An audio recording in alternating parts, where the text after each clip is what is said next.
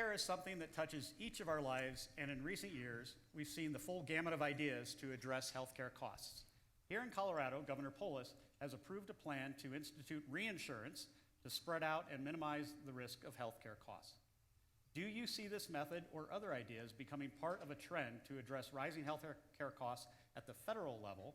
What other ideas or solutions do you believe are out there to address costs, best possible care, and coverage for businesses and their employees and all the citizens of Colorado? Who would like to start? Congressman Perlmutter. So, thanks, Joe. I would say the reinsurance that the state has passed is going to help, especially in the mountains, reduce rates pretty substantially, which I know Governor Polis ran on that, as did a number of the legislators, and I think we're going to see success in that. And it certainly could be part of any federal effort. It really was under the Affordable Care Act. There were, in effect, subsidies from taxpayers to help insurance companies get in and provide coverage for people with pre-existing conditions.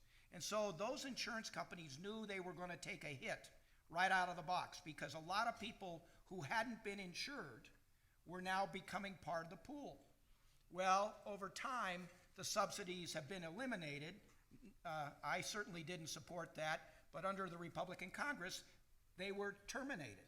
And it made it more difficult for insurance companies who did try to absorb so many people with pre-existing conditions to really operate without dramatically raising rates.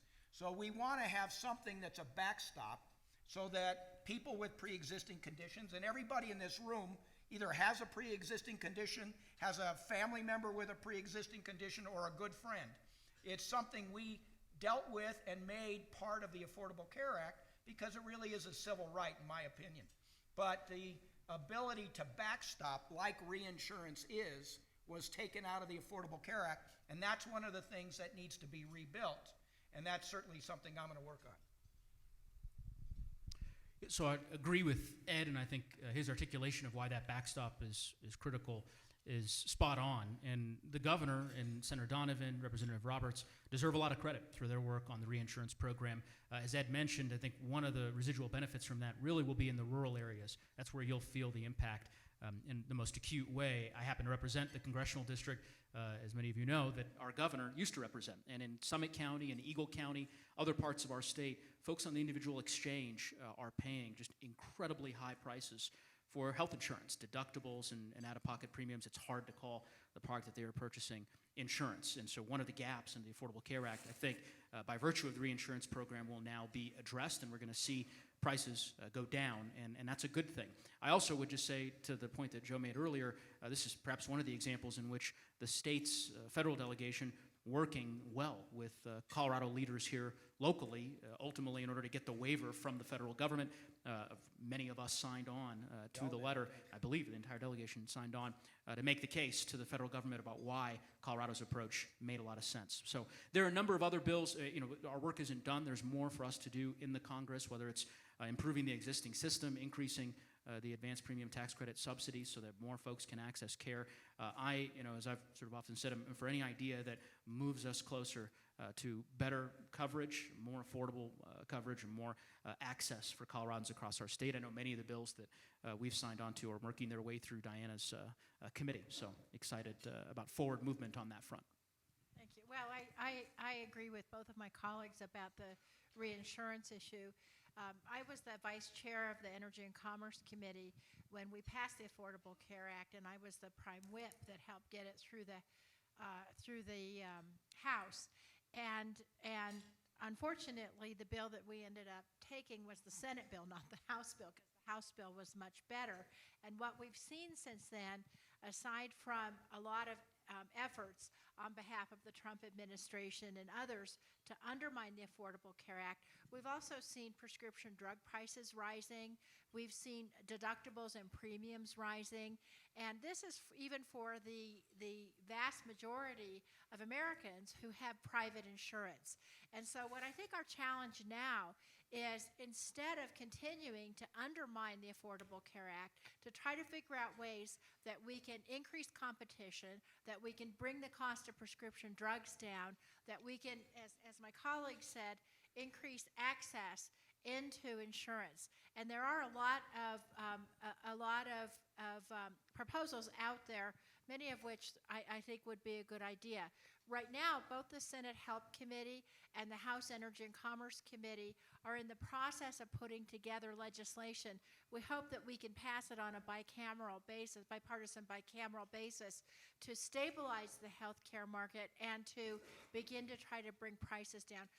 Joe, I could probably talk for another hour about this, so rather than that, I'm going to pass the microphone on to Thank you, and there may be more time to come back to it later as well. I know it is a complex issue. Congressman Lamborn. The Affordable Care Act, as you know, is in the courts right now, and there's a chance that it will not be upheld. We'll have to see how that goes. If it's not, then this is kind of a moot issue. And right now is a state issue. It hasn't reached us at the federal level that I know of, this reinsurance concept. It is similar, to, as Ed Perlmutter pointed out, to the high-risk pools that both Republicans and Democrats have supported in the past. I know the state of Colorado used to support that way before ACA was ever in anyone's mind. And high-risk pools or reinsurance, either way, it is a cost shift. I just need to make sure everyone's eyes are wide open about that, either to the healthier people who are paying the premiums, whose premiums will go up, or the taxpayers if they make a direct subsidy to insurance companies. But I think there is a societal consensus that people with pre-existing conditions or severe health issues need to have some kind of coverage. There has to be a safety net there. So whether or not reinsurance ultimately becomes law nationally or in Colorado remains to be seen, but it is an interesting idea that I think we'll continue to debate. So there are some things that actually have been able to get done that I've been proud to be a part of. First is repeal of the Cadillac tax, which was penalizing some of the premium insurance programs. That's something I believed in for a long time, and proud to be a part of that effort. I believe in competition in the marketplace, but we have to make sure that we have pricing transparency, as some of my colleagues talked about. In order for that to work, you can't have a market that works in true competition unless you have transparency in that system. The other thing we need to do is to stabilize the market. Also, as some of my colleagues mentioned, and drive those costs down. We need to make sure that we are supporting the systems that allow that market to work. The navigators, the enrollment assistance programs that the administration has attempted to defund and roll back. I don't believe in that. I think we need to try to make this system work and keep the costs go down. And I support innovative approaches like Colorado has taken on reinsurance programs. And guess what? They work, right? Just a couple of weeks ago, the governor announced an 18% overall reduction in premiums in Colorado.